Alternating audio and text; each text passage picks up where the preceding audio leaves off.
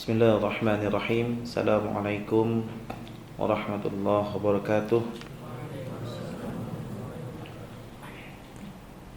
Alhamdulillahilladzi arsala rasulahu bil huda wa dinil haqq liyuzhirahu 'ala dini kullih wa kafa billahi shahida. Asyhadu an la ilaha illallah wahdahu la syarika lah wa asyhadu anna Muhammadan 'abduhu wa rasuluhu alladzi la nabiyya ba'dah. Allahumma salli wa sallim ala sayyidina Muhammadin wa ala alihi wa ashabihi wa man tabi'ahum bi ihsanin ila yaumiddin. Qala jalla wa ala ya ayyuhalladzina amanu taqullaha haqqa tuqatih wa la tamutunna illa wa antum muslimun. Ya ayyuhan nasu taqu rabbakum alladzi khalaqakum min nafsin wahidah wa khalaqa minha zawjaha wa batha minhuma rijalan katsiran wa nisaa'a wattaqullaha alladzi tasaaluna bihi wal arham innallaha kana 'alaikum raqiba. Ya ayyuhalladzina amanu taqullaha wa qulu qawlan sadida yuslih lakum a'malakum wa yaghfir lakum dhunubakum wa may yuti'illaha wa rasulahu faqad faza fawzan 'azima. Fa in asdaqal hadithi kitabullah wa afdalul huda huda Muhammadin sallallahu alaihi wasallam. Ikhwan akhwati fillah, azanallahu wa iyyakum. Alhamdulillah, senantiasa kita memuji Allah Subhanahu wa taala atas limpahan nikmat dan rahmat yang telah Allah berikan kepada kita. Nikmat iman dan nikmat Islam yang harus selalu kita syukuri, agar semoga dengan rasa syukur atas nikmat iman dan nikmat Islam itu Allah Subhanahu wa taala tambahkan keimanan kita dan Allah kuatkan keislaman kita. Dan tidaklah kita mati kecuali dalam keadaan sebagai hamba Allah yang berislam dan beriman kepada Allah Subhanahu wa taala. Salawat dan salam senantiasa kita sampaikan kepada qudwatun hasanah Nabiullah Muhammad sallallahu alaihi wasallam. Teruslah kita berada di atas sunnah Nabi, di atas tariqah. Di sunnah ini tariqah, jalan, ya, jalan Nabi alaihi salatu wassalam. Berakidah sebagaimana Rasulullah berakidah, beribadah sebagaimana Rasulullah beribadah, dan berakhlak, ini yang paling utama, sebagaimana Rasulullah SAW berakhlak. Karena memiliki akidah yang lurus, memiliki akidah yang benar, tidak diikuti dengan akhlak yang benar, attitude yang benar, hanya menjadi bumerang bagi agama, bagi diri kita. Sehingga orang-orang di luar sana, orang-orang yang apatis dengan agama mengatakan, lihat itu, orang-orang yang beragama, perangainya seperti orang yang tidak beragama. Mending tidak beragama sekalian. Statement tersebut batil. Tapi ketika kita mendengar statement tersebut, kita introspeksi. Bisa jadi karena memang ada akhlak dan attitude kita yang memang keluar dari nilai agama, jauh dari nilai-nilai agama. Kita begitu kencang berbicara tentang akidah dan ibadah, harus dekat kepada Nabi. Tapi giliran bicara tentang akhlak, dibandingkan dengan akhlak Nabi, bainas sama'i was sumur, antara langit dan sumur, dalam, jauh. Ya, bagaimana kita bermujahadah pelan-pelan. Kita kenal para ulama salafus saleh selalu mengutamakan adab sebelum ilmu. Adab paling banyak pembahasannya. Tidak terhitung kitab yang membahas adab. Karena adab itu adalah cover, hiasan dari agama. Adab itu adalah hiasan bagi agama, perhiasan bagi agama. Jangan sampai kita tidak memiliki adab-adab Islam, tidak mengetahui. Ya, mempelajari adab itu kayak sepele. Memang sepele kalau dibaca, tapi ketika dalam sisi amal berat. Bagaimana adab bertemu dengan sesama muslim, mengucapkan salam. Tapi bagaimana dengan kita selama ini ketika bertemu muslim? Jangankan mengucapkan salam, melempar senyum saja berat. Ya, adab yang sepele. Tapi ketika dalam sisi amal jauh panggang dari api. Ya. Maka penting sekali ya kita mempelajari ya adab-adab dan mempelajari akhlak Nabi. Kita harus dekat dengan akhlak Nabi alaihi salatu wassalam. Bila kita benar-benar ingin mendapatkan syafaat dari Nabi alaihi salatu wassalam. Baik ikhwah wa fillah, hari ini kita memasuki maqid yang ke-15. Simpul yang ke-15 dari 20 simpul ya mengenai pengagungan terhadap ilmu. Boleh dikatakan kitab ini juga berisi tentang adab-adab terhadap ilmu. Ada kitab yang serupa, Ta'limul Muta'allim. Seperti itu juga berisi adab-adab ilmu. Adab terhadap guru. Ya, talib kepada gurunya, guru terhadap talibnya. Sama, adab. Ya, isinya sama. Kalau antum sudah belajar Ta'limul Muta'allim, sudah khatam, sebenarnya sama, enggak ada berbeda jauh. Nah, pembahasan yang ke-15 ini, ikhwan fillah azanallahu wa iyyakum, pembahasan yang ke-15 ini pembahasan yang paling penting bagi seorang penuntut ilmu. Orang-orang yang mengagungkan ilmu, apa yang harus dia lakukan ketika dia mengalami setak, ketika dia melihat sebuah permasalahan di dalam agama. Orang-orang yang mengagungkan ilmu, dia memilih diam, tidak ikut berpendapat, tidak ikut berpendapat, tidak ikut berkata menurut aku begini. Sementara dia tahu bahwa dia tidak tahu. Dia hanya berangkat dari menurut idenya saja, pemahaman pribadinya, pendapat pribadinya. Maka ketika berbicara tentang permasalahan dalam agama, raddu muskilihi ila ahli, kembalikan perkara muskil tadi di dalam agama tadi ila ahli, kepada ahlinya. Apapun itu, ilmu apapun itu. Kalaulah ilmu dunia ya yang tidak kita pahami, kita harus bertanya kepada ahlinya. Bagaimana ilmu agama? Yang mana itu akan menjadi penyelamat kita di akhirat? Tentu harus kepada yang ahlinya.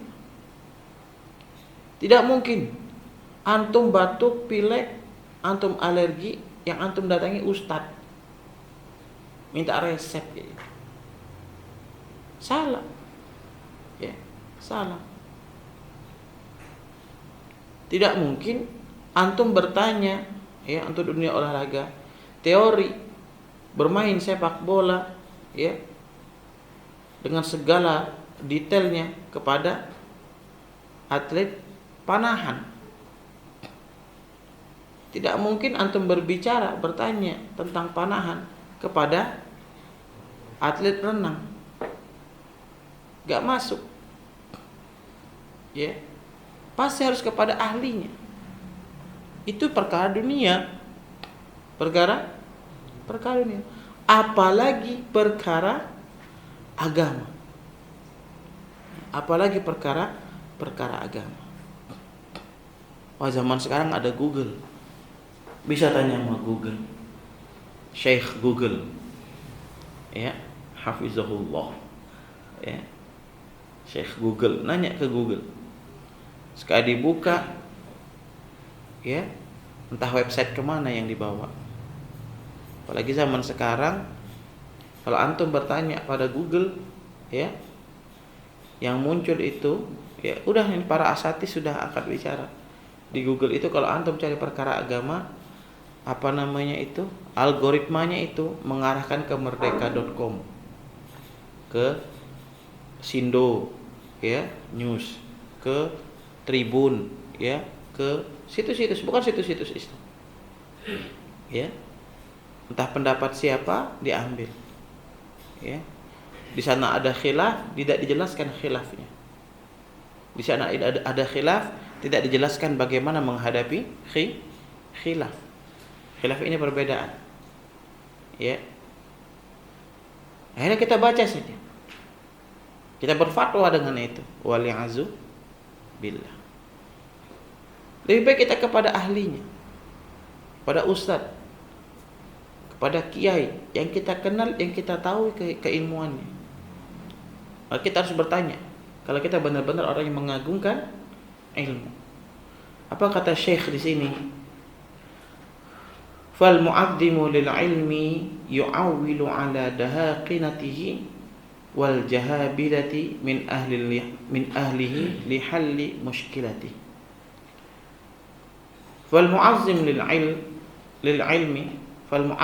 ilmi, maka tanda orang mengagungkan ilmu, yu'awwilu ala dahaqinatihi wal jahabiratihi min ahlihi li halli mushkilah. Dia akan menyerahkan perkara pelik tersebut, ya, kepada dahaqinatihi, ya, orang yang ahli di dalamnya, ya, menguasainya, wal jahabirati, dan orang yang berpengalaman di dalam permasalahan tersebut, min ahlihi, dari ahli ilmu yang menguasai ilmu tersebut, li halli mushkilati, ya, untuk memecahkan permasalahan. Singkatnya, sebagaimana disampaikan tadi, orang-orang yang mengagungkan ilmu, ya, dia akan mengembalikan permasalahan tersebut kepada ahlinya dan kepada orang yang berpengalaman di bidang ilmu yang tidak kita ketahui, yang kita mengalami muskil di sana, permasalahan muskil di sini tidak tahu, ya, ahli dan berpengalaman. Ada yang ahli tapi tidak berpengalaman. Maksud ahli itu dia tahu teori-teori tapi dia tidak berpengalaman. Dia tahu, ya, bagaimana menghadapinya, ya. Dia sudah tahu teorinya, tapi pas mau turun ke lapangan dia nggak tahu cara melakukannya. Maka penting dua hal ini: ahli ilmu dan berpengalaman dengan ilmu tersebut. Ya, contohnya apa? Ana memiliki dosen di IAIN dulu. Anaknya itu S3 pertanian. Tapi ketika berbicara tentang ternak cacing tanah, justru bapaknya yang S3 sastra yang lebih berpengalaman. Ya, ternak cacing. Kalau anak IAIN di sini tahu Pak Jago Ritonga. Ya. Dia berpengalaman. Padahal anaknya yang S3 pertanian itu anak. Tapi ketika soal bicara ilmu pertanahan, mengelola cacing tanah tadi, dia yang lebih berpengalaman. Sama soal ilmu pertanian. Mungkin antum kalau tanya teori kepada mahasiswa pertanian, tapi kita berbicara tentang pengalaman praktek lapangan, bertanya kepada siapa? Petani langsung. Ya. Kalau tidak bakal sembarangan kita. Hari mendung mau hujan kita turun ke sawah foto-foto. Padahal mau petani hal tersebut tidak boleh. Besok kena sambar petir. Ya. Kan ada tuh orang tokoh, ya, turun ke sawah, nyucuk padi, ya, difoto, ya. Sementara petani nggak ada yang turun. Kenapa? Petani tahu ini mau hujan gitu loh. Antisipasi. Ya, antisipasi. Pengalaman. Itu dunia. Maka agama juga seperti itu. Ya. Nah, kalau antum lihat banyak ustadz-ustadz yang qadarullah bermasalah. Ya. Mereka berilmu. Kita gak boleh nafikan keilmuan mereka. Mereka berilmu. Ya, mereka berilmu. Tapi kemudian mereka belum punya pengalaman. Belum tahu sosiologi masyarakat. Ya. Antropologi masyarakat dari sisi antropologi sosiologinya. Ini perkampungan apa? Ya. Perkampungan apa? Seperti yang kita lihat. Ya. menendang sesajen, kasus menendang sesajen. Secara teori akidah dia benar, ucapan dia benar. Kesyirikan itu sumber bencana. Kesyirikan itu kezaliman yang besar. Yang dizalimi bukan manusia, tapi Allah.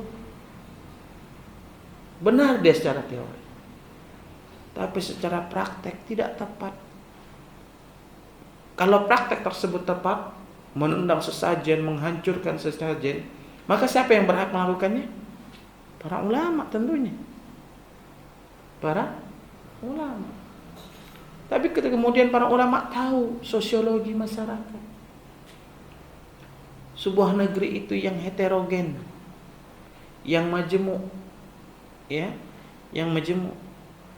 Apalagi di Indonesia memiliki 6 agama resmi, memiliki 167 aliran kepercayaan. Ya, yang mana konsekuensi keimanan kita sebagai seorang muslim, kita mengingkari semua keyakinan tersebut. Kita mengingkari keyakinan tersebut, wajib kita ingkari, tidak boleh kita ragu atau bahkan membenarkan keyakinan tersebut. Kalau kita meragukan keyakinan tersebut, kesalahannya, ragu dengan kebatilannya, ya, atau bahkan mungkin kita membenarkan keyakinan batil tersebut, ya batal keislaman kita. Sebagai muslim kita harus ingkari semua. Ya. Satu. Dan kedua, sebagai muslim kita punya fondasi. Lakum dinukum waliyadin. Bagi kalian ya keyakinan kalian, bagiku keyakinanku. Dan Allah Subhanahu wa taala berfirman juga, jangan pernah menghina sembahan agama lain yang akhirnya membuat mereka bisa menghina Allah. Lihat dampaknya. Islam semakin disudutkan oleh media-media, digoreng terus. Karena apa?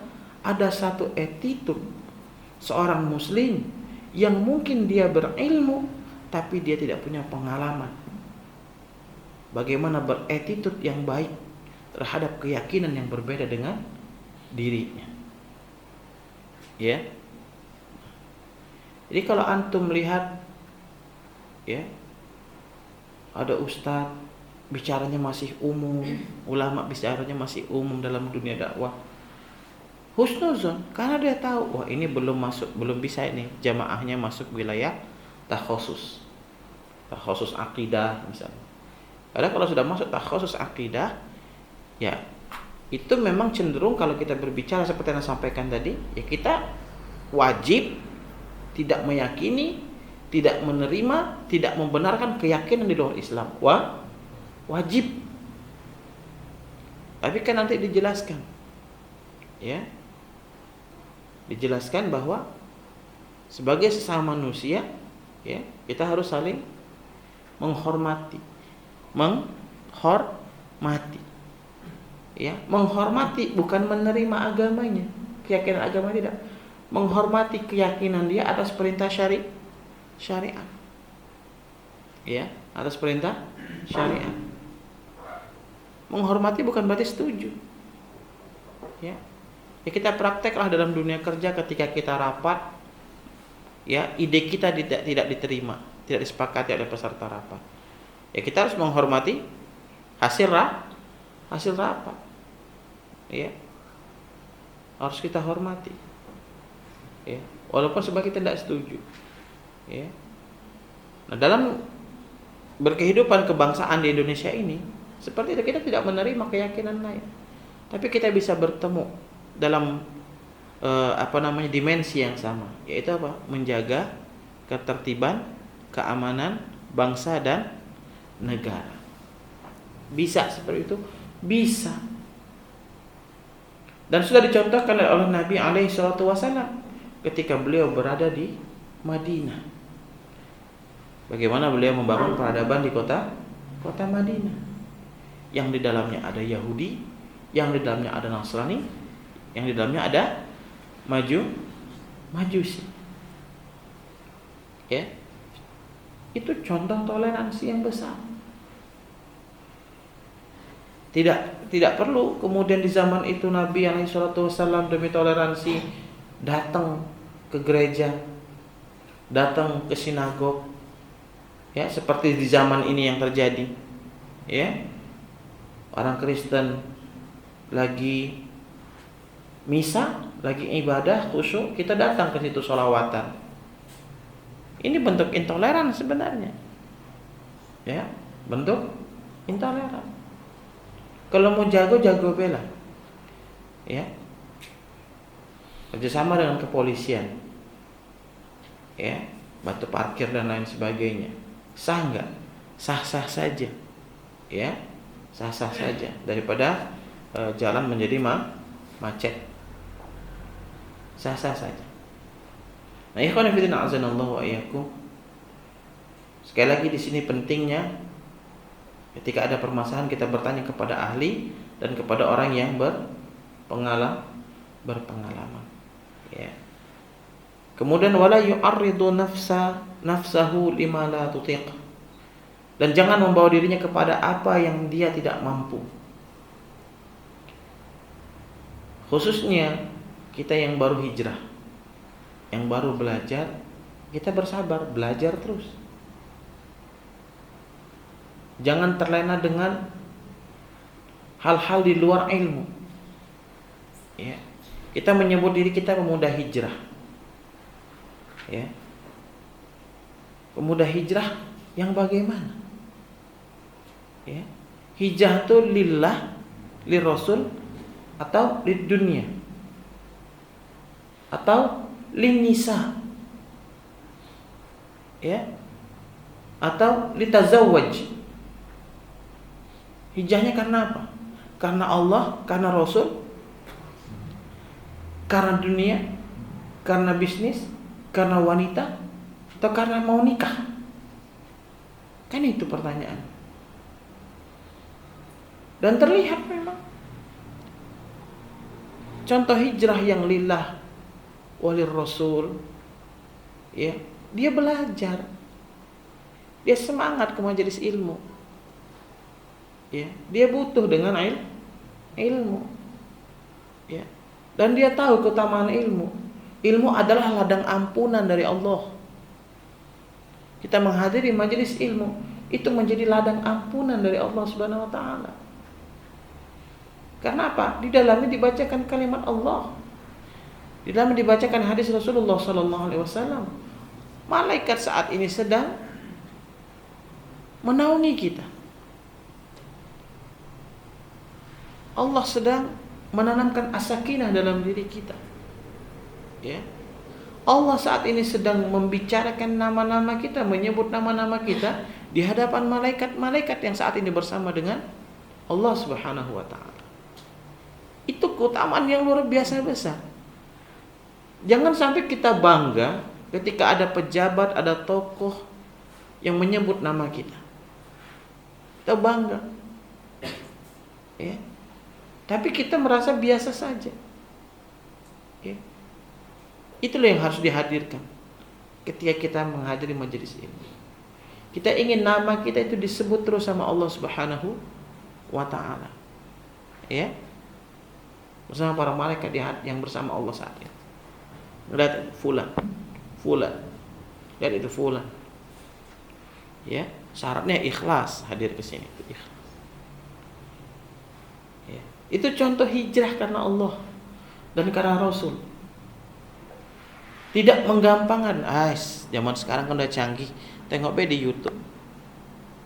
Ya, di YouTube yang lagi yang judulnya Innalillahi wa inna ilaihi raji'un itu. Mantap.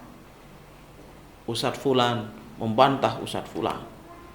Ya, mantap. Keras gitu.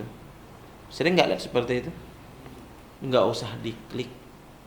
Itu clickbait. Kita sama saja ta'awun 'alal itsmi wal 'udwan. Kalau antum lihat judul kayak gitu, enggak usah diklik. Wala ta'awanu 'alal itsmi wal 'udwan. Jangan tolong-menolong dalam dosa dan permusuhan. Kita nonton itu dongkol. kemudian ada ghil, ya.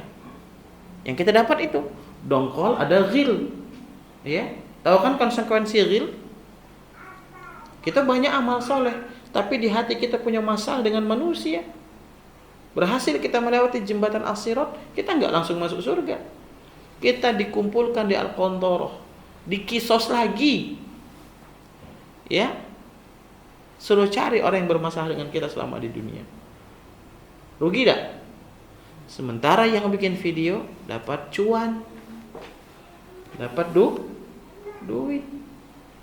Itu berarti kita menolong dia dalam dosa dan permusuh, saling tolong menolong dalam hal itu. Waliyazubillah. Ya. Nah, ikhwah. Jadi kalau antum melihat ada dua ustaz saat ini yang saling berbantah-bantahan, ya, saling berbantah-bantahan, itu biasa. Itu biasa. Maka selain belajar sirah Nabi, sirah sahabiyah, sirah sahabat, sirah ulama juga kita pelajari. Ya.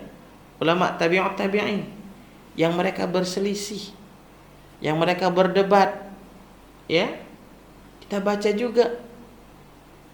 Ya. Imam Zubair bin Awam berdebat dengan Imam Ibnu Abbas radhiyallahu taala an mengenai haji tamattu. Biasa.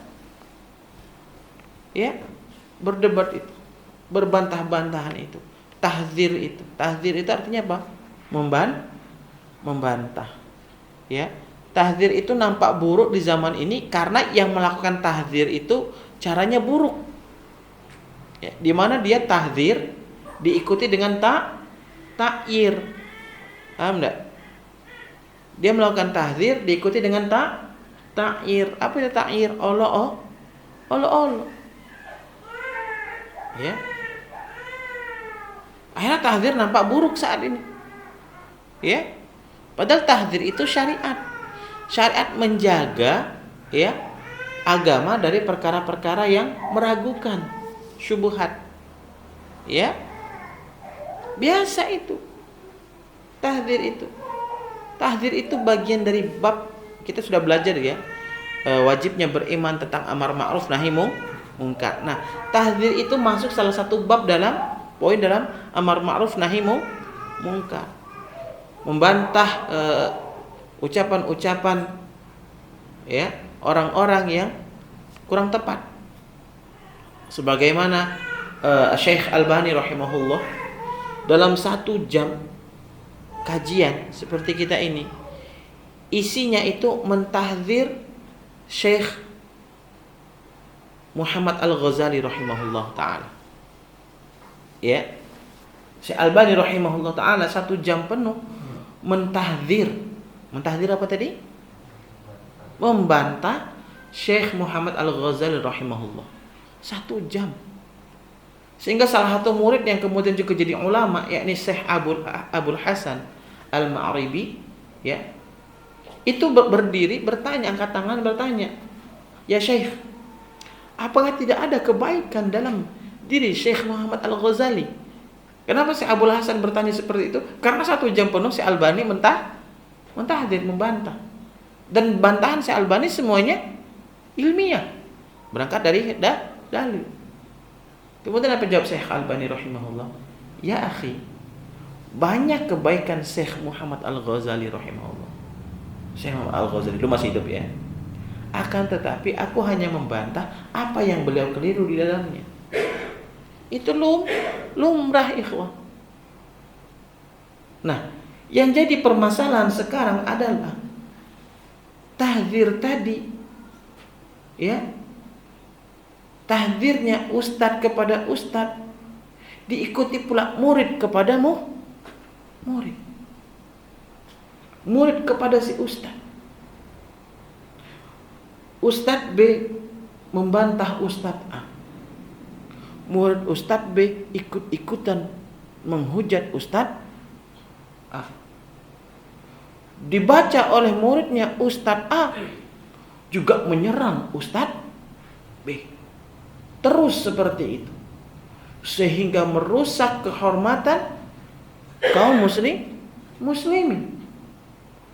Makanya Anda sampaikan, umat Islam kelak di akhirat akan saling menyandera satu sama lain kalau tidak minta penghalalan atas lisan-lisan mereka yang merusak kehormatan saudaranya. Apalagi itu hanya berangkat dari zon saja, prasangkaan saja. Maka bagaimana caranya ketika kita melihat dua ustadz saling membantah? Kita tonton saja, kita lihat mana yang hujahnya kuat, mana yang hujahnya kuat. Tapi kalau sudah dibumbui olok-olok, anak pribadi silang,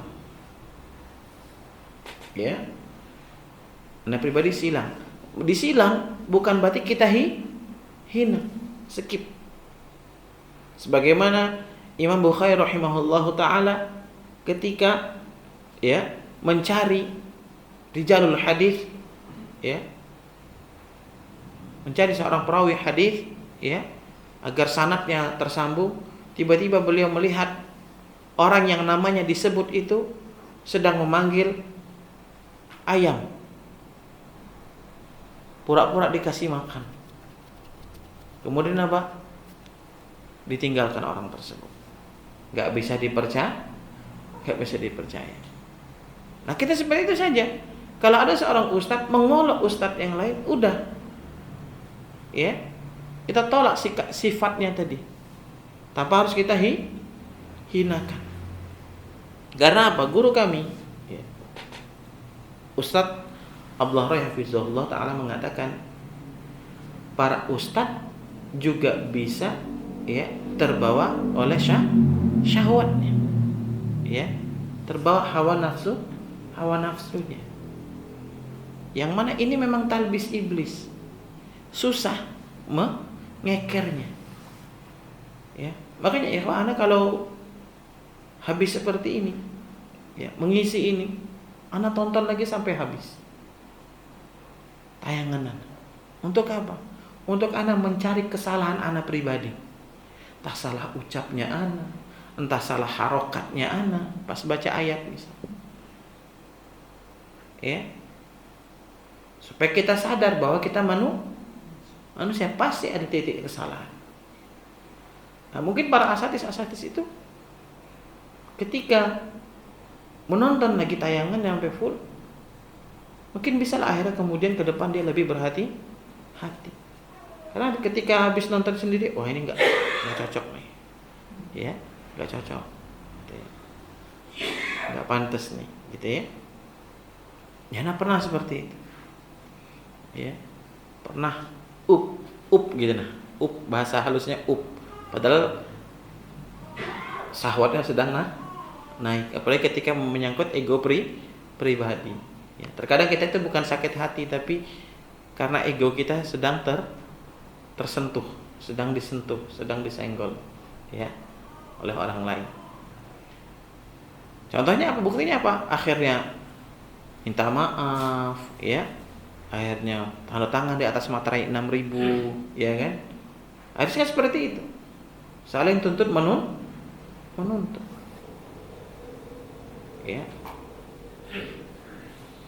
Dan apakah musuh Islam tidak tahu hal demikian? Tahu mereka akan bikin pemetaan bahwa di kalangan umat Islam itu ada golongan-golongan yang kalau soal ta'asub itu luar biasa. Nah, dipiara di semua golongan tersebut, kelompok kaum muslimin. Tahu orang kafir, tahu mana yang memiliki sikap ta'asub asobiyah tadi, bahwa golongan yang lebih baik di luar golongan itu salah. Nah, itu dipiara. Yang bermental-mental demikian, tahu mereka, dan akan terus mereka mainkan melalui apa? Media sosial. Bisa bikin akun-akun atas nama Islam. Walaupun ketika diposting itu, bantahannya tidak substansial, bantahannya tidak substansial dan tidak ilmiah. Lebih kepada apa? Allah. Ya. Misalkan yang terbaru kalau nak lihat itu seorang ustadz mengatakan ya, di rumah itu jangan dipasang foto, ya. Jangan dipasang foto. Ya, seperti anak di rumah tidak pasang foto. Kalau antum ke rumah anak, antum akan lihat bahwa rumah anak tidak ada foto yang nempel satu pun. Ya. Tidak ada yang nempel di rumah, ya. Tapi kemudian seperti video anak tadi, seperti statement anak tadi ini, ya, itu akan dipotong oleh mereka lalu dikasih gambaran bahwa wah, di Saudi saja banyak foto-foto. Ya itu urusan Saudi lah. Ya. Saudi bukan dalil. Turki bukan dalil. Ya. Ana tidak mau pasang foto di rumah ya karena Ana ingin menjaga rumah Ana dari gambar-gambar makhluk hidup. Udahlah sosial media saja cukup. Kan malaikat enggak main ke sosial media. Ya. Udah.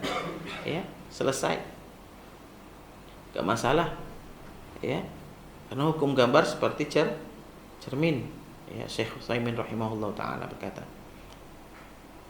Nah, itu seperti itu dipotong video terus dibandingkan. Itu kan tidak substansi. Tidak substansi. Kalau mau bantah, ia kutip ucapan ulama bahwa ada yang membolehkan foto. Gitu loh caranya, ya. Bukan malah olok-olok mengutip gambar Saudi. Ya, di istana kerajaan Saudi itu banyak foto-foto daftar raja-raja di Saudi. Enggak kayak gitu caranya. Nggak ilmiah. Dan mesti yang bikin itu bukan ustaz, pasti kita lah. Pemuda-pemudanya. Makanya yang demikian ruddu muskilihi ila ahli. Bagaimana ustaz? Datangi kiai kita, datangi ustaz kita. Bagaimana membantah statement yang mengatakan foto haram? Ya. Foto haram. Begini.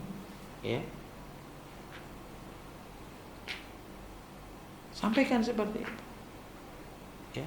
Anda tidak menganggap foto haram. Anda cuma tidak mau memasang foto di rumah, bas itu saja. Ya. Itu saja. Kadang-kadang kalau ke rumah keluarga itu yang kemudian sudah berjilbab, Anda selalu menyarankan turunkan foto yang belum berjilbab. Ya. Apalagi foto itu foto posisi sudah baligh. Turunkan, ya, agar apa? Agar mata itu tidak kemana-mana, ya, memancing orang melihat, ya. Tapi anak kalau masuk ke rumah orang emang nggak akan kemana-mana mata, karena emang tidak boleh, ya.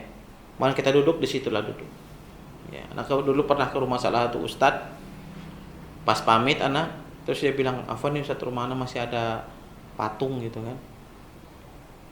Tertarik pula anak di mana? Mau nengok pula anak kan di mana gitu. Oh, enggak tahu Ustaz, enggak tahu yang di bagian mana.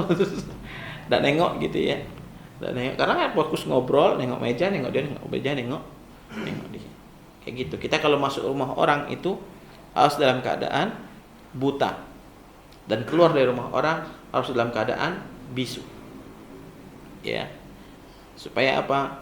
Ya, supaya kita di dalam rumah itu tidak mencari aib. Penghuni rumah. Kalaupun terlihat aib pas keluar tidak kita bicarakan.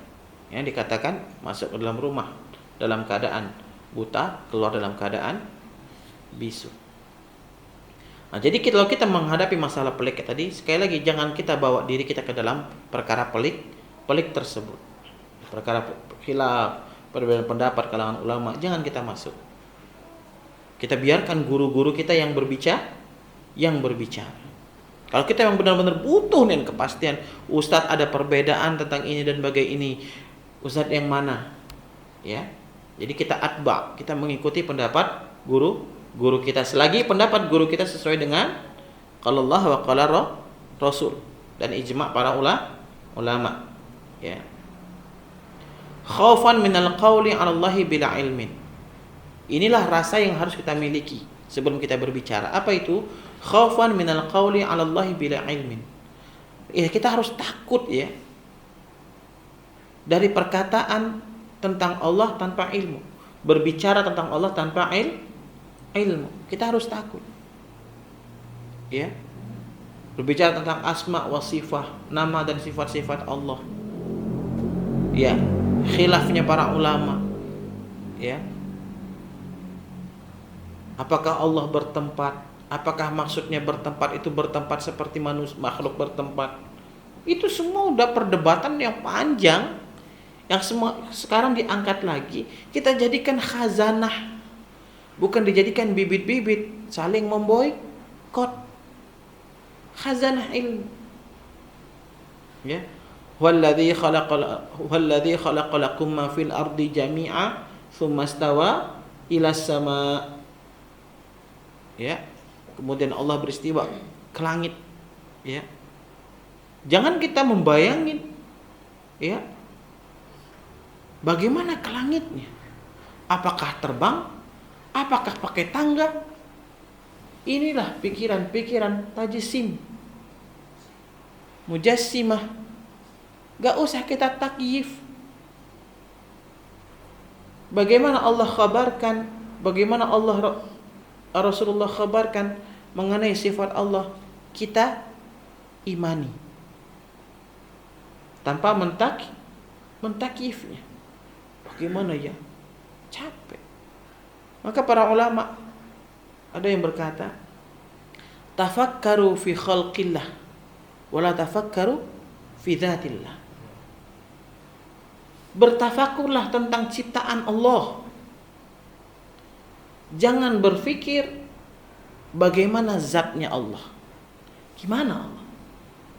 Innallaha sami'un basir. Allah Maha mendengar, Maha melihat. Berarti Allah punya telinga. Bagaimana ya telinga Allah? Allah Ta'ala. Tidak boleh. Allah basir, Allah Maha melihat. Berarti melihat punya mata. Bagaimana mata? Laisa kamitslihi syai'. Tidak ada yang serupa dengan Allah Subhanahu wa taala. Jangan pula kemudian kita yang menetapkan sifat Allah seperti tadi, ya monyet kan punya tangan, manusia punya tangan.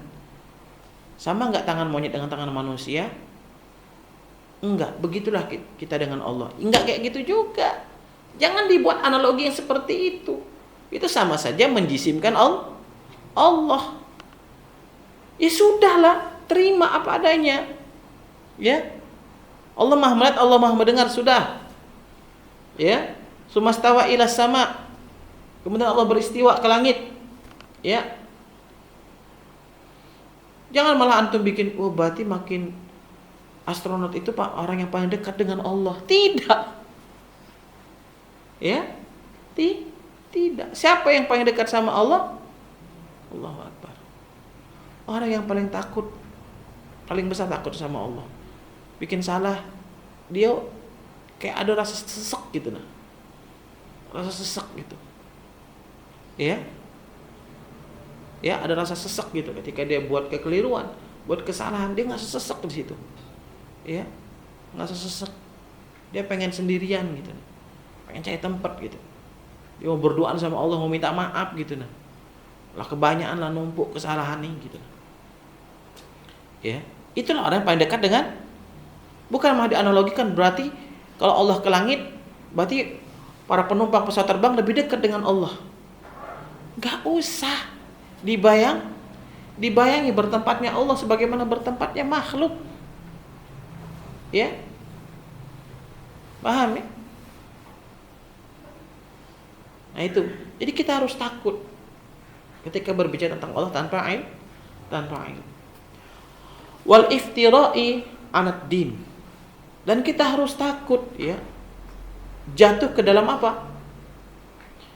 Al iftira' 'alad din, berdusta atas nama agama. Islam agama kita ini dibangun di atas kejujuran. Itulah kenapa Nabi alaihi salatu wasallam didapat dijuluki Al-Amin. Tidak bisa kita membangun dakwah ini dengan kedustaan, dengan kebohongan. Ya, Rasul kita Muhammad alaihi salatu wasallam. Ya, bukan seseorang yang mengaku rasul, mengaku murid Nabi Isa, kemudian berdusta atas nama Allah, yang dia katakan kemudian kalau dustaku ini dapat meninggikan nama Tuhan, kenapa aku dihukumi pendusta? Ya, tidak bisa begitu. Berdusta atas nama Nabi demi apa? Agar nama Nabi terangkat, nggak boleh. Ya, nggak boleh. Ya, nggak boleh. Apalagi berdusta demi mengangkat satu tokoh, nggak boleh. Agama ini dibangun di atas kejujuran. Ya, di atas kejujuran.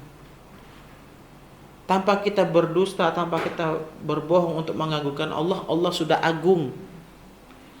Ya. Tanpa kita berdusta dalam rangka agar kemuliaan Nabi Muhammad makin tinggi.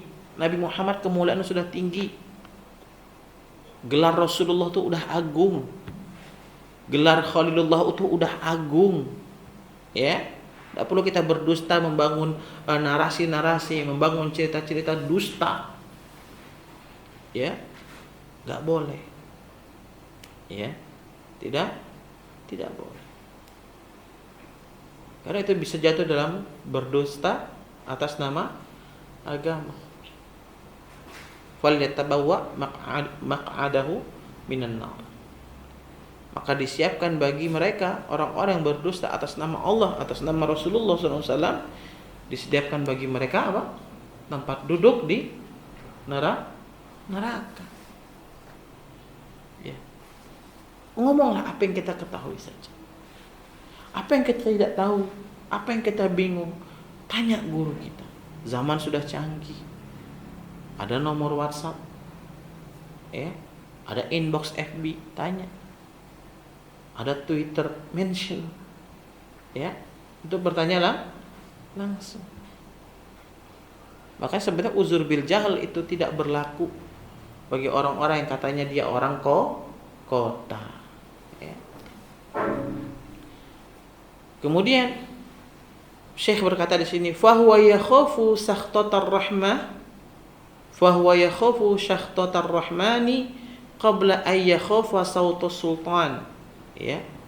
Maka lebih takutlah dengan sakhtatar rahman, kemurkaan Allah Subhanahu wa taala, kalau qabla ayya khafa sautus sultan, ya, sebelum takut akan ya hukumnya as-sultan, pemerintah. Kita takut nih ngomong sembarangan di zaman ini soal pemerintah, benar tidak? Ya? Benar tidak ya? Takut kita. Ya, takut kita. Nanti salah ngomong. Ya, kena delik.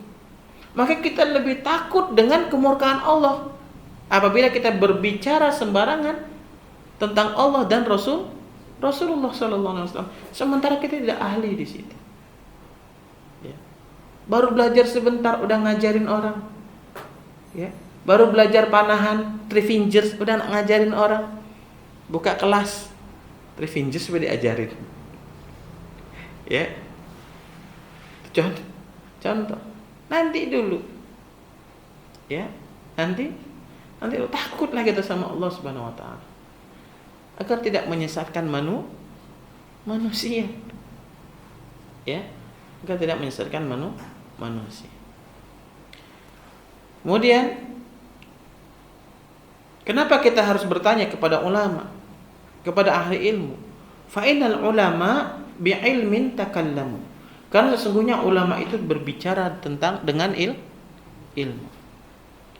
Wa bisarin nafidin sakatu. Dan dia memiliki basirah. Basirah ini ikhwah,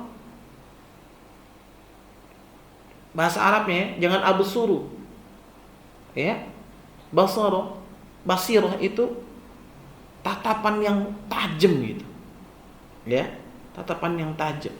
Sebagaimana Rasulullah memiliki basirah ke depan tentang umatnya.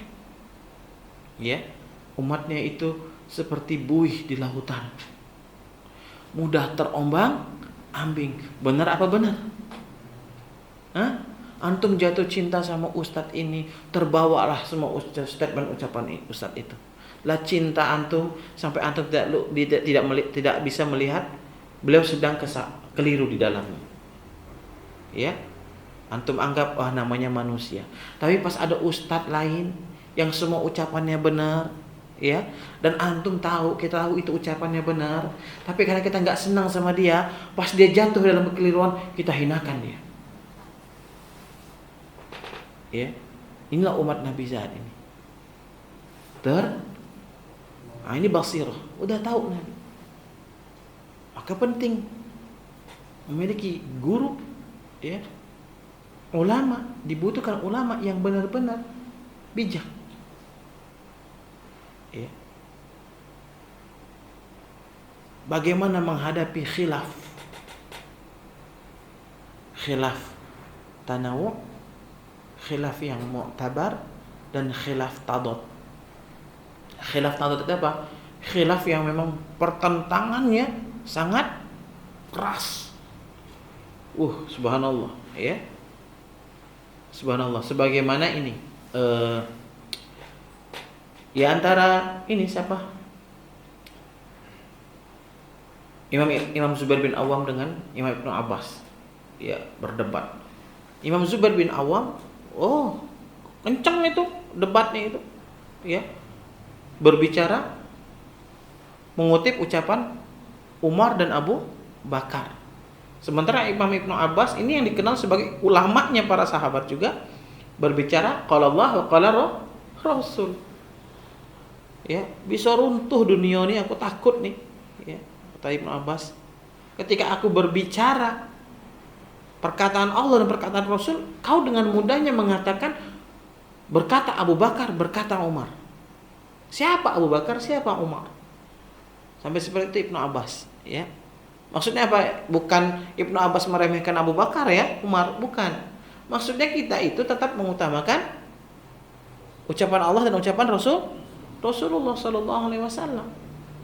Bukan Abu Bakar bukan Ibnu Abbas meremehkan Umar dan Abu Bakar, bukan. Maksudnya soal hal hukum, bicara hukum, ya. Apa kata Allah, apa kata Rasulullah, baru kita ke ijma' ulama, baru kita ijma'. Enggak ketemu, ada qiyas.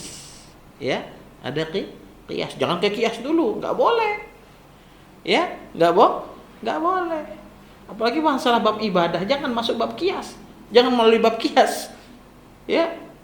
Masuk ke mana? Ambil dulu Allah Rasulullah. Ya. Terutama yang muhkam, ya kawan-kawan, ya. Yang muhkam, ya. Perhatikan nih, yang muhkam, yang pasti jelas, ya. Yang pasti jelas. Misal contoh, innad dina 'indallahil Islam.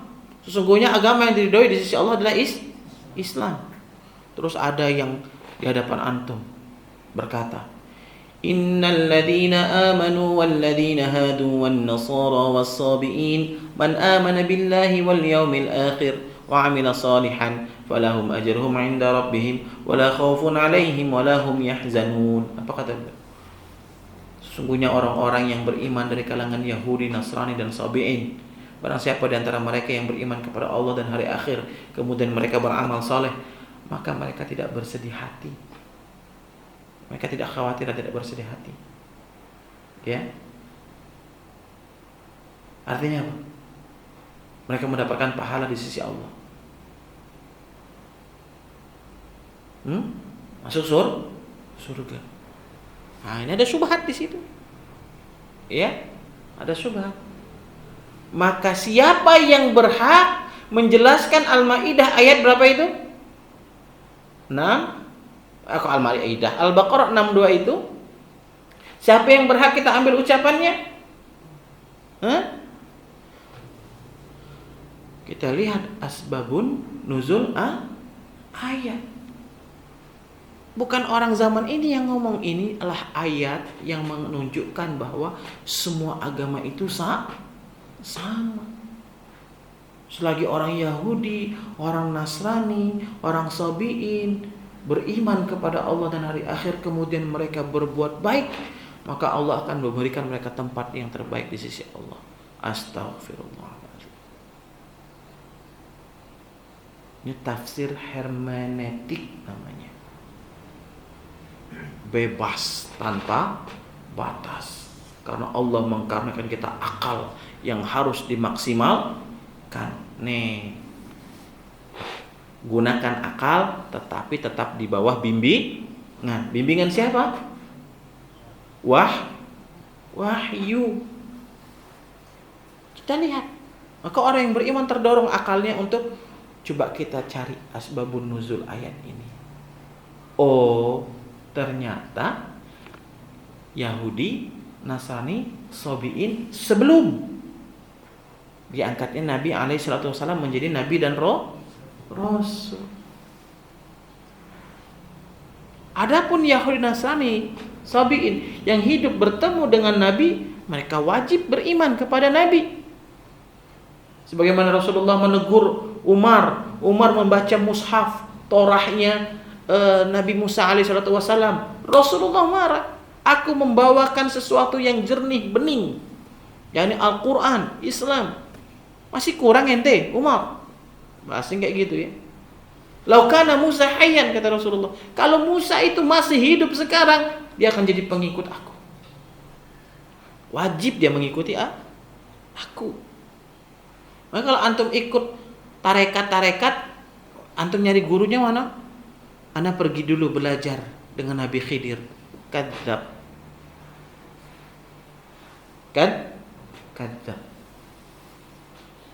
Ya.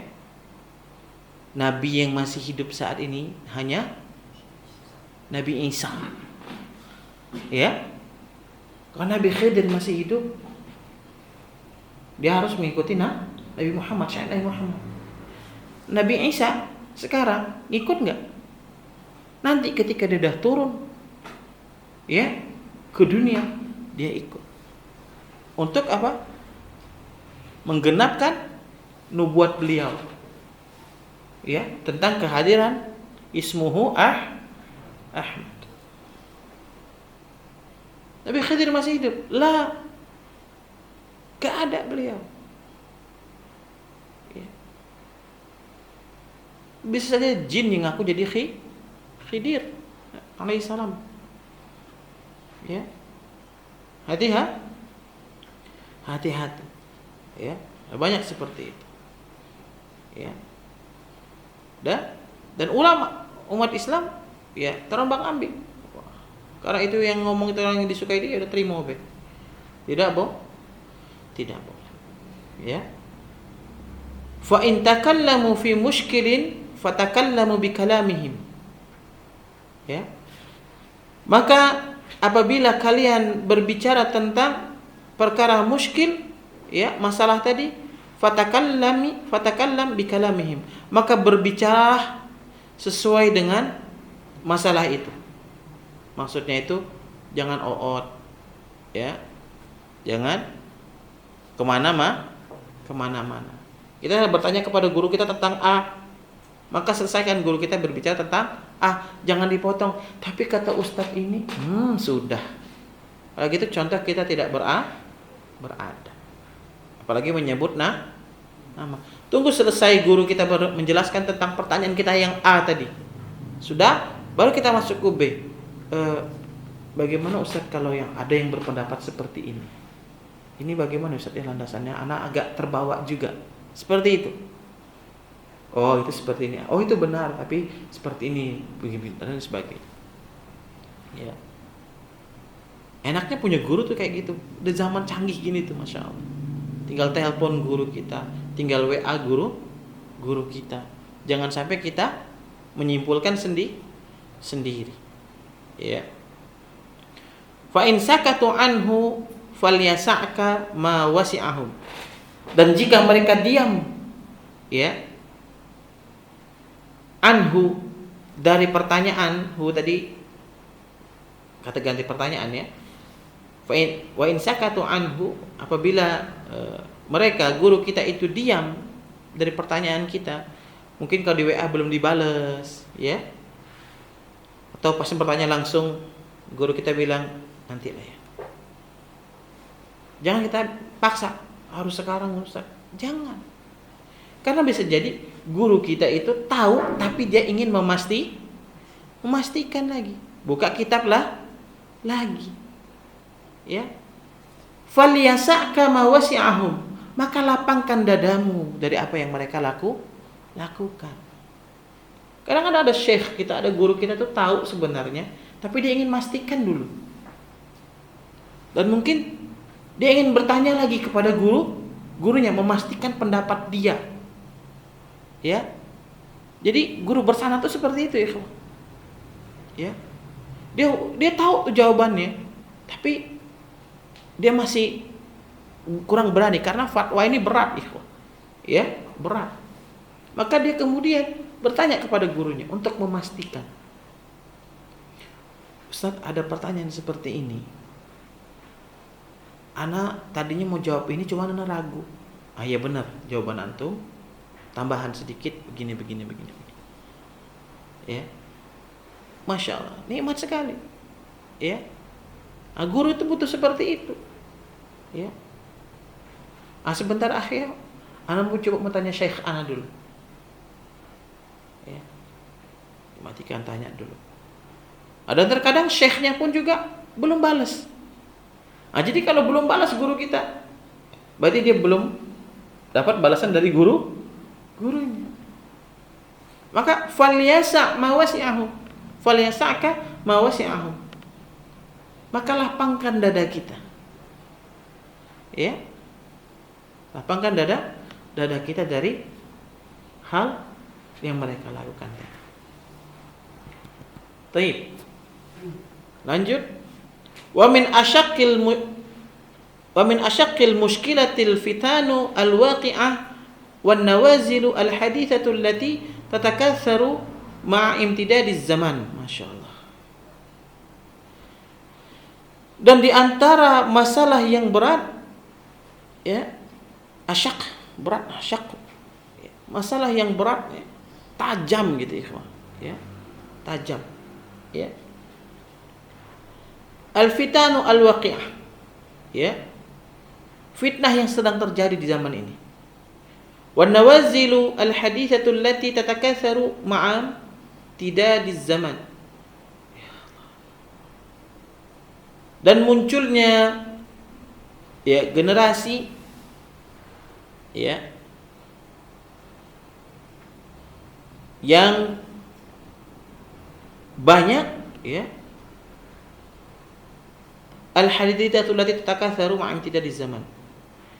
Yang mana di zaman ini mereka itu banyak mengeluarkan perkataan-perkataan, ya, yang tidak ada faedahnya. Ya, yang tidak ada faedahnya. Contohnya apa? Perdebatan di sosmed. Bukan ahlinya, tapi banyak bicara. An-nawazilul hadithatul lati tatakatharu ma'a imtidadiz zaman. Inilah fitnah terbesar saat ini. Ya. Bukan ahlinya ikut komentar. Ada dua ustadz saling membantah, ya, dia ikut komentar dan komentarnya hate speech, kebencian dan permusuhan. Maka ini tidak boleh kita ikuti. Sekali lagi,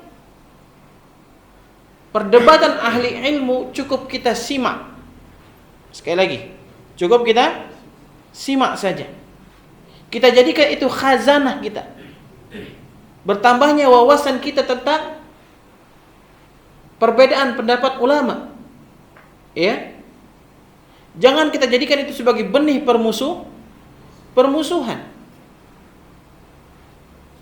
Karena perdebatan-perdebatan yang saat ini didebatin pun adalah perdebatan-perdebatan yang juga pernah didebatin oleh pemilik kalam-kalam yang mereka kutip masing-masing. Maka tugas kita adalah menyaring mana pendapat yang lebih kuat. Ketika kita bingung, disitulah kita butuh guru menjelaskannya. Ya, karena seorang syekh juga, seorang guru ketika menjelaskan khilaf pendapat, ya, dia harus juga menjelaskan mana yang dia ambil. Mana yang dia ambil. Dan tegak enggak di atas dalil. Seperti itu. Ya. Kepenting kita perlu guru. Ya. Di tempat kita bertanya. Wan najuna minan Allahumma shalli ala Muhammad. Wan najuna min naril fitan. Adapun orang yang selamat dari api fitnah, as-salimuna min wahjil mihan. Orang yang selamat dari ujian-ujian berat, hum man faza'a ilal ulama wal lazima qaulahum. Adapun orang-orang yang selamat dari api fitnah dan orang-orang yang selamat dari fitnah-fitnah besar tadi yang disampaikan tadi, contoh di sosial media, ya, hum, yaitu mereka man fazi'a ilal ulama wal lazima qaulahum.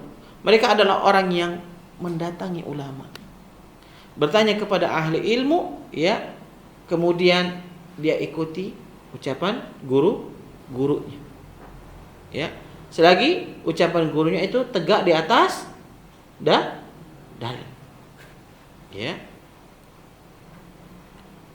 Wa in ishtabahu alaihi say'un min qaulihim ahsana dhanna bihim.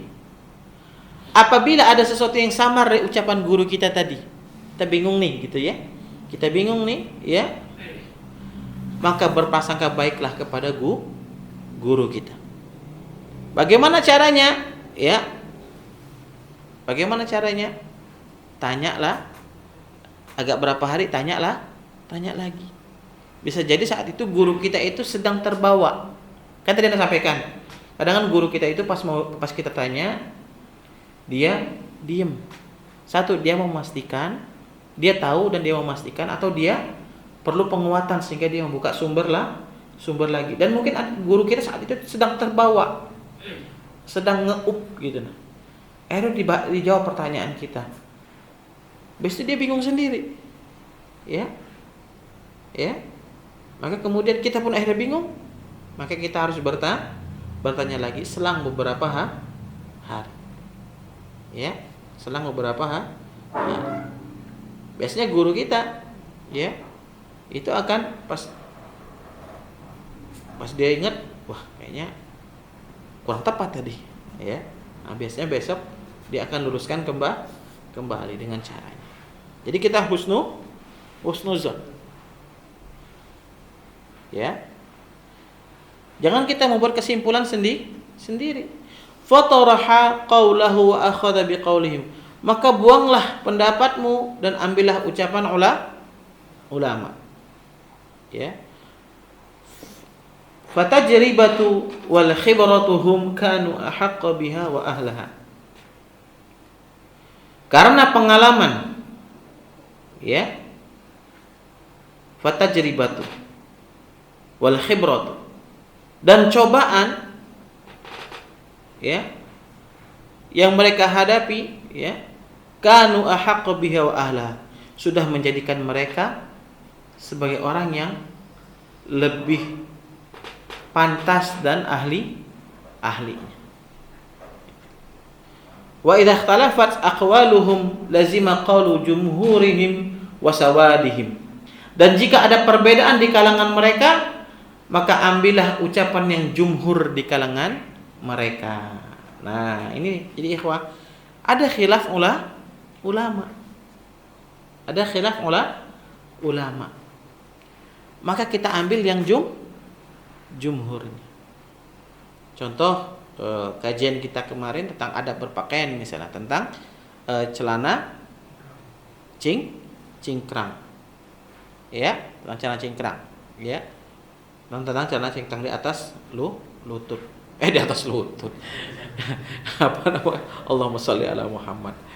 Apa namanya, di setengah betis di atas mata kaki, ya. Di atas mata kaki.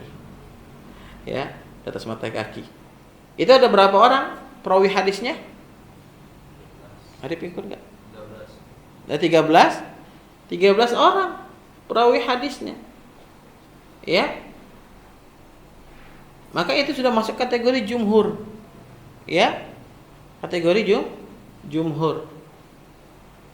Dan masing-masing 13 itu pendapatnya banyak yang diambil. Walaupun ada yang mengatakan boleh isbal, terutama dari mazhab Syafi'i, asal tidak sombong. Kan dibagi hukumnya tuh, ya. Hukum isbal. 1, ya haram. Mau sombong apa tidak haram, ya. Yang kedua, boleh. 1 hukumnya makruh, ya. Kedua, sombong. Haram, ya, apabila menjadi haram apabila sombong. Siapa pendapat yang di sini?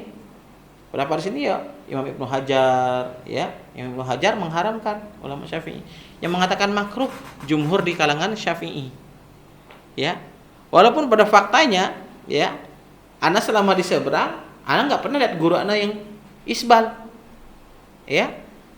Semuanya di atas betis, setengah betis. Ya. Apalagi guru Zainul. Antum kalau pergi ke Sa'adaran cari guru Zainul. Kayaknya pernah enggak antum ke Sa'adaran ya? Mati panah ya? Oh, numpang sholat. Pernah putus siapa kemarin tuh? Cari guru Zainul. Antum lihat sarung beliau. Guru anak tuh paling lembut itu, Masya Allah. Tapi kalau mencut lumayan. Ya. Itu setengah betis sarungnya. Ya, setengah betis. Karena memang redaksi hadis setengah betis. Apabila engkau enggan, maka sebatas mata. Inilah basirahnya Nabi. Kelak umatnya ini, ya ada yang bekerja dengan standar pakaian tertentu. Jangan antum pergi kantor gubernur sana kerja gitu kan, PNS celana setengah betis. Ya. Boleh enggak? Boleh. Sunnah, tapi Nabi ini bijaknya Nabi, basirahnya Nabi. Kalau memang ada peraturan, ya, tidak boleh setinggi itu, sebatas mata kaki, ikuti sebatas mata kaki. Dan itu dibolehkan oleh Nabi alaihi salatu wassalam. Inilah contoh basirah, ya. Kenapa? Itulah wa ma yantiqu 'anil hawa in huwa illa wahyu. Karena Nabi alaihi salatu wassalam berbicara tidak dengan hawanya, tapi dengan bimbingan wahyu. Ya. Saya mana tadi? Oh ya, jumhur ya. Jadi kalau ada perbedaan tiba-tiba kita ambil yang jumhur ikhwah. Bahkan di kalangan Syafi'iyah pun ada khilaf. Maka kita ambil yang jumhur di kalangan khilaf tadi. Contoh, kita kan selama ini ucapannya sudah pernah anak ucapin, cuman kemudian orang mengernyitkan dahi. Terutama kelompok tertentu yang memang agak mutasyadid dikit lah gitu ya. Akhirnya pihak mereka sekarang sudah mulai memposting qaul Imam Syafi'i itu. Apa itu? Lutut bukan aurat. Lutut bukan aurat. Itu jumhur mazhab Imam Syafi'i. Karena aurat laki-laki itu di antara pusat dan lutut. Pertama, ana punya Habib Toha. Ya, Habib Toha. Ya, Al-Muhdar di Jakarta, ya. Orang tua angkat Umi Ana. Ya, orang tua angkat Umi Ana. Ya. Jadi, beliau itu sholat karena masih kecil tuh masih ingat sholat itu cuma pakai sal doang gini. Ya. Pakai sal doang gini. Udahlah ketok. Pusatnya nampak. Kan mikir gitu ya. Ya. Antri ingat itu. Oh. Sholat sunnah dia itu. Ya, sholat sunnah. Walaupun sebenarnya tetap tidak boleh menghadap Allah, harus rapi, ya. Anak enggak tahu lah itu. Itu urusan beliau ya, rahimahullah, ya. Nah, dalam mazhab Syafi'i, kemudian di pondok, ya. Kami itu kalau mandi ya kayak gitulah. Pakai celana pendek, lutut kelihatan. Ya. Jadi bukan aurat lutut itu. Jumhur di kalangan Syafi'iyah. Ya. Maka boleh enggak mau ngambil pendapat itu? Silakan. Ya. Silakan. Tapi kalau main bola ya usahakan ya apa namanya pakai kayak manset lah apa namanya itu ya, lupa karetnya itu, Anda punya itu. Agar apa, ketika kita jatuh atau apa tidak nampak paha kita. Karena Rasulullah kan ketika duduk dengan para sahabat pun pernah terlihat pahanya. Tuh, lihat. Kemudian Rasulullah tutup ketika datang siapa? Ketika datang siapa? Utsman. Ya. Ketika datang Utsman. Jadi itu juga landasan dari kalangan mazhab Syafi'i mengatakan lutut bukan aurat. Auratnya adalah antara pusat dan lutut. Ya, antara pusat dan lutut. Baik. Jadi itu ya, wa idza ikhtalafat aqwaluhum lazima qawla jumhurihim wa sawadihim. Apabila terdapat khilaf di antara perkataan-perkataan mereka, maka kita harus lazimkan pendapat yang jumhur yang kita ambil. Tujuannya apa? Isaru lis-salamah. Isaran lis-salamah. Tujuannya apa? Tujuannya adalah untuk mencari keselamatan. Karena ijtihad para ulama benarnya dapat 2 pahala, kelirunya dapat 1 pahala. Dan kita selamat, kita tidak dimintai pertanggungjawaban atas apa yang kita ikuti. Kita cuma dimintai pertanggungjawaban ngapa kau taklid ya, taklid itu boleh. Yang tidak boleh taklid buta. Apalagi kita levelnya. Anak masih taklid ikhwah. Ya. Tapi tidak boleh taklid buta. Bisa jadi guru kita ada salah berpendapat. Dan kalau ketika guru kita salah berpendapat, apa yang kita lakukan? Tinggalkan atau husnuzon? Husnuzon, bukan ditinggalkan. Karena guru kita manusia. Ya. Fassalamatu la ya'diluha syai'. Karena keselamatan tidak bisa dinilai dengan sesuatu apapun. Jadi kita mengikuti ya apa namanya kesepakatan para ulama. Nah, soal fatwa ya di negeri kita mengambil dari MUI. Bukan status teman. Ya. Bukan komunitas, ketua komunitas. Ya. Ya. Kita harus lihat kapasitas ya. Para alim yang ada di MUI. Ya. Tentunya mereka sudah melakukan ya istiqra' yang mendalam. Kita harus apa? Husnudzon. Karena mereka juga enggak mau dong masuk neraka. Ya. Masa menyesatkan manusia sembarang berfatwa. Wa ma ahsana qaul Ibnu Asim fi Murtaqal Wusul. Ada sebuah pepatah dari Ibnu Asim. Wa wajibun fi mushkilatil fahmi. Ini sajak ya kawan-kawan, kayak pantun gitulah kalau kita itu. Wa wajibun fi mushkilatil fahmi tahsinuna dhanna bi ahli ilmi. Ya. Dan hal yang perlu dilakukan ketika ada masalah dalam ilmu, ya, berprasangkalah kepada ahli ilmu. Ya.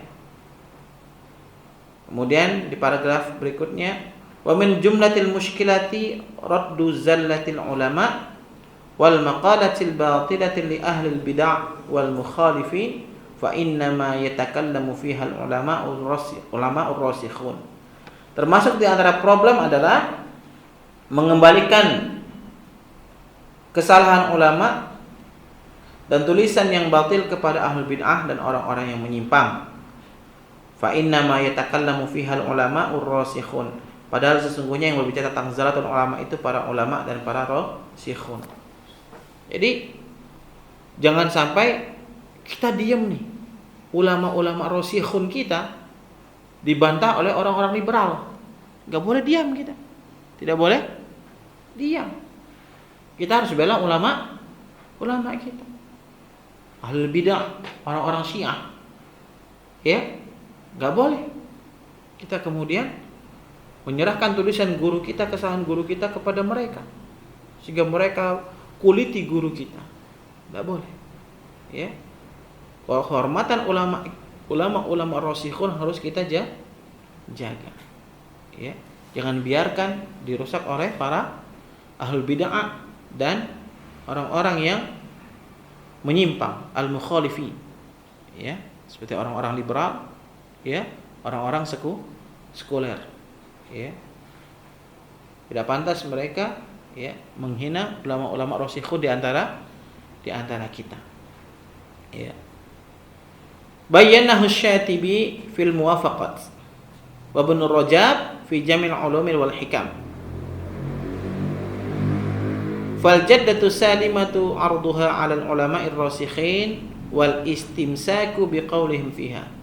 Maka jalan yang paling selamat adalah memberikan ya persoalan-persoalan yang kita hadapi kepada para ulama yang sudah rasikhun, kuat keilmuannya ya, dan istimsaku biqaulihim fiha, dan berpegang teguh dengan ucapan mereka tentang perkara-perkara tersebut, perkara-perkara yang sedang kita hadapi. Jadi ikhwan fillah azanallahu wa iyyakum ya. Inilah ciri ya orang-orang yang mengagungkan ilmu. Ya, dia mengembalikan setiap permasalahan kepada ahli ilmu, kepada para ulama, dan mereka tidak mengambil ucapannya sendiri. Kalau kemudian dia merasa bingung dengan ucapan ulama tersebut, dia husnuzon. Ya, dia husnuzon dan dia menahan dirinya, dan dia akan bertanya kembali ya berselang beberapa waktu. Yang bisa jadi mungkin gurunya sedang ingin memastikan pendapat yang lebih tepat. Ya, jadi jangan sampai kemudian kita bermudah-mudahan mengambil kesimpulan sendiri dan mencari jawaban-jawaban sendiri, apalagi di sosial media, di Google dan lain sebagainya. Ya, dan kita bersabar apabila guru kita ternyata lambat menjawabnya. Ya, karena bisa jadi dia sedang ada muskil juga. Ya, muskil dalam kehidupannya. Ya, yang ada permasalahan. Inilah yang makid ke 15 ya, mengembalikan setiap permasalahan kepada ahlinya. Baik.